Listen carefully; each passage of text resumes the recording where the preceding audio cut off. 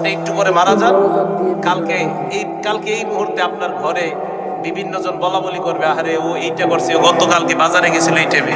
পরের দিন বলবে, আহারে ও এই শীতের কাপড়টা পরতো। তৃতীয় দিন বলবে, ও আসলে এই সেই।